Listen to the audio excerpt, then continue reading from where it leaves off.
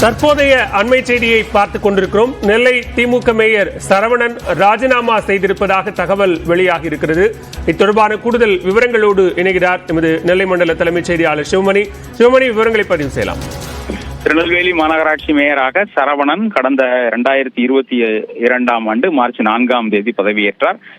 திருநெல்வேலி மாநகராட்சியை பொறுத்தவரைக்கும் திராவிட முன்னேற்ற கழகத்தை சார்ந்த 44 பேர் உறுப்பினர்களாக இருக்கிறார்கள். மொத்தமாக 55 உறுப்பினர்களை கொண்ட அவையாக இது இருக்கக்கூடிய நிலையில 44 திராவிட முன்னேற்ற கழக உறுப்பினர்கள், 7 கூட்டணி கட்சிகளைச் சேர்ந்த உறுப்பினர்கள் என 51 பேர் திராவிட முன்னேற்ற கழக கூட்டணியில் இருக்கிறாங்க. 4 பேர் மட்டும் அதிமுகவை சார்ந்தவர்களாக இருக்கிறார்கள். பெரும்பான்மை உறுப்பினர்களை கொண்ட போதிலும் கூட திருநெல்வேலி மாநகராட்சியில மேயர் சரவணன் பதவியேற்றதிலிருந்தே மேயருக்கும் ஆளும் திராவிட முன்னேற்ற கழகத்தினுடைய மாமன்ற உறுப்பினர்களுக்கும் இடையே தொடர்ந்து பூசல் அப்படிங்கிறது நிலை வந்தது.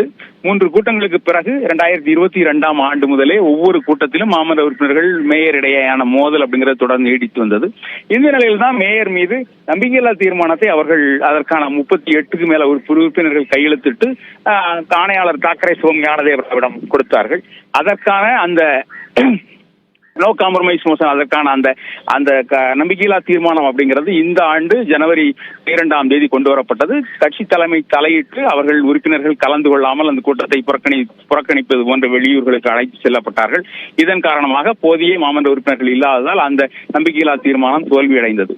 இந்த நிலையில் அதுக்கப்புறம் நடந்த கூட்டத்திலும் கூட தொடர்ந்து மோதல் போக்கு நீடித்து வந்த நிலையில கடந்த வெள்ளிக்கிழமை நடைபெற்ற கூட்டத்திலும் அந்த மோதல் அப்படிங்கிறது நீடித்தது. இதன் காரணமாக பெரும்பான்மை உறுப்பினர்கள் அவைக்கு வராததால கூட்டம் நடத்த முடியாத சூழல் ஏற்பட்டது.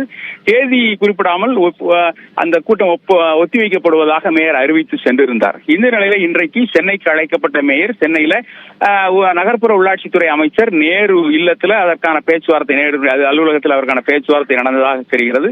நீண்ட பேச்சுவார்த்தைக்கு பிறகு அவரிடம் ராஜினாமா கடிதம் பெறப்பட்டிருக்கிறது. தலைமையினுடைய ஒப்புதலை பெற்ற பிறகாக திருநெல்வேலி மாநகராட்சி ஆணையாளருக்கு அந்த கடிதம் நேரடியாகவோ அனுப்பி வைப்பதற்கான வாய்ப்புகள் இருக்கிறது. இன்று இரவு அல்லது நாளை காலை திருநெல்வேலி மாநகராட்சி மேயருக்கான அந்த அதிகாரப்பூர்வ அறிவிப்பு வெளியாகும் என எதிர்பார்க்கப்படுகிறது. தற்போது வரை மேயரிடம் ராஜினாமா கடிதம் பெறப்பட்டுள்ளதாக தகவல் வெளியாகி இருக்கக்கூடிய நிலையில நாளை காலைக்குள்ள அந்த ராஜினாமா கடிதம் திருநெல்வேலி மாநகராட்சி ஆணையாளருக்கு அனுப்பப்படும் என தெரிய வந்திருக்கிறது. நன்றி சிவமணி, விரிவான விவரங்களுக்கு.